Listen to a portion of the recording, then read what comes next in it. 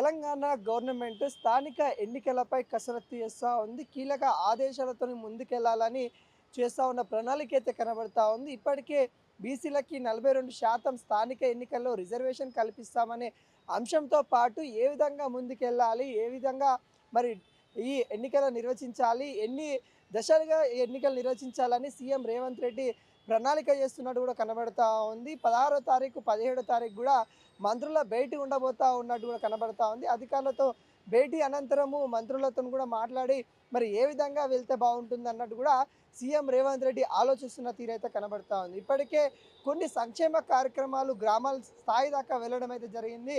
ముఖ్యంగా free bus కావచ్చు, లేకుంటే ఫ్రీ కరెంటు కావచ్చు, ఏవైతే ఉన్నాయో అంశాలను తెలంగాణ గవర్నమెంట్ అయితే ఇంప్లిమెంట్ చేస్తూ ఉంది. కాంగ్రెస్ గవర్నమెంట్ వచ్చిన కాంచెల్లి వాళ్ళు ఇచ్చిన ఎన్నికల్లో హామీ ఏవైతే ఉన్నాయో అవి నెరవేర్చే దిశగా వెళ్తూ ఉన్న పరిస్థితి కనబడతా ఉంది. మరికొన్ని హామీలు కూడా స్థానిక ఎన్నికల కంటే ముందే ఇవ్వాలనే ఆలోచనలో ఉన్నారు. ముఖ్యంగా ఇందిరమ్మ ఇల్లు మొదటి విడత ఇప్పటికే కొంతవరకు పూర్తయ్యే దశలో కనబడతా ఉన్నాయి. వాటికి సంబంధించిన నిధులను కూడా వాళ్ళ అకౌంట్లో జమ చేస్తూ ఉన్నారు. అదేవిధంగా రెండో విడత సంబంధించిన లిస్ట్ కూడా ఇవ్వాలి. స్థానిక ఎన్నికల కంటే ముందే రెండో విడత ఇందిరమ్మ ఇళ్ళ పేర్లు ఇవ్వాలి అన్నట్టుగా రేవంత్ రెడ్డి సర్కార్ ఆలోచిస్తూ ఉంది. అదేవిధంగా పింఛన్లు, వృద్ధాప్య పింఛన్లు కావచ్చు, విడో పింఛన్లు కావచ్చు, ఏవైతే ఉన్నాయో ఆ పింఛన్లకు సంబంధించి కూడా కసరత్తు అయితే చేస్తూ ఉన్నారు. కొత్త పింఛన్లు ఇవ్వడం కావచ్చు, లేకుంటే సరైన టైంలో పింఛన్లు వేయడం కావచ్చు, ఈ అంశం మీద కూడా సీఎం రేవంత్ రెడ్డి చర్చించనున్నారు. ఇవి కూడా అంటే ఏవైతే పింఛన్లు ఇప్పటివరకు కూడా దరఖాస్తులు అయితే తీసుకుంటా ఉన్నారు, కాకుంటే కొత్త పింఛన్లు ఇవ్వట్లేదని కూడా కొంతమంది ప్రజలు అసంతృప్తి ఉండడం అయితే జరిగింది. దానిలో భాగంగానే కొత్త పింఛన్లు కూడా ఇస్తారనే అంశం కూడా వస్తూ ఉంది. కొత్త పింఛన్లు దరఖాస్తు ఎవరైతే పెట్టుకున్నారో వాళ్ళకి స్థానిక ఎన్నికల కంటే ముందే కొత్త పింఛన్లు ఇద్దామన్న ఆలోచనలో రేవంత్ రెడ్డి సర్కారు ఉంది. ఇంకోటి ప్రధానంగా తెలంగాణ అంశం ఏమిటంటే నిరుద్యోగ సమస్య ప్రధానంగా అయితే కనబడతా ఉంది.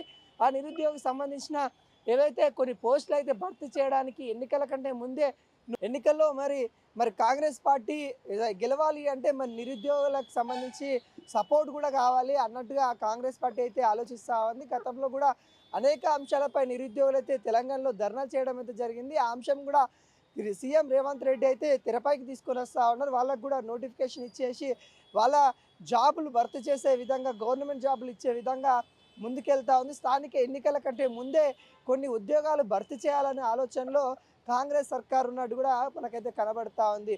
అదేవిధంగా ఏవైతే తెలంగాణలో సంక్షేమ కార్యక్రమాలు కావచ్చు, తెలంగాణలో మరి వాళ్ళు ఇస్తా అన్న హామీలు ఏవైతే ఉన్నాయో వాటిని నెరవేర్చే దిశగా వెళ్తూ ఉంది. నెరవేర్చిన తర్వాతనే స్థానిక ఎన్నికల్లో వెళ్తాము అన్నట్టుగా ఒక స్ట్రాటజీ అయితే ప్లే చేస్తున్నట్టు కూడా కనబడతా ఉంది. అదేవిధంగా ఏదైతే 42% రిజర్వేషన్ ఢిల్లీకి వెళ్ళినా కానీ సాధ్యం కాని పరిస్థితి కనబడతా ఉంది. కాకుంటే పార్టీ పరంగా 42% ఇవ్వడానికి రేవంత్ రెడ్డి అయితే సంసిద్ధమైనట్టు కూడా కనబడతా ఉంది.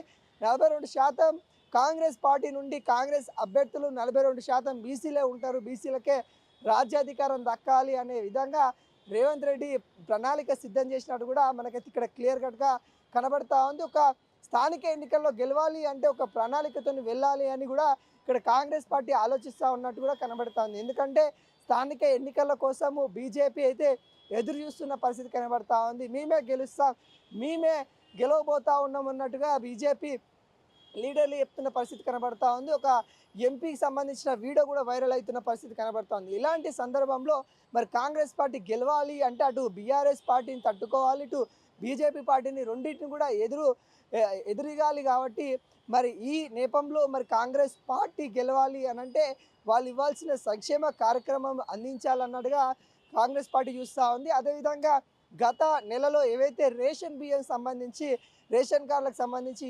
కొంతమంది లిస్ట్ ఇవ్వడం అయితే జరిగింది. వాళ్ళకి సంబంధించిన డిజిటల్ కార్డ్స్ అయితే ఇవ్వడం అయితే జరిగింది. స్మార్ట్ కార్డు త్వరలో ఇవ్వబోతా ఉన్నామంటూ కూడా ప్రకటించడం అయితే జరిగింది. రేషన్ కార్డ్స్ కూడా కొత్తవి కూడా ఇవ్వబోతా ఉన్నాడు. ఏదైతే గత 10 సంవత్సరాల నుండి కొత్త రేషన్ కార్డులు ఇచ్చిన దాఖలాలు లేవు. ఇప్పుడు కాంగ్రెస్ గవర్నమెంట్ వచ్చిన తర్వాత కొత్త రేషన్ కార్డులు ఇస్తున్నామని చెప్తా ఉన్నారు. వాటికి సంబంధించి కూడా పూర్తి స్థాయిలో కొత్త రేషన్ కార్డులు ఇవ్వబోతా ఉన్నారు.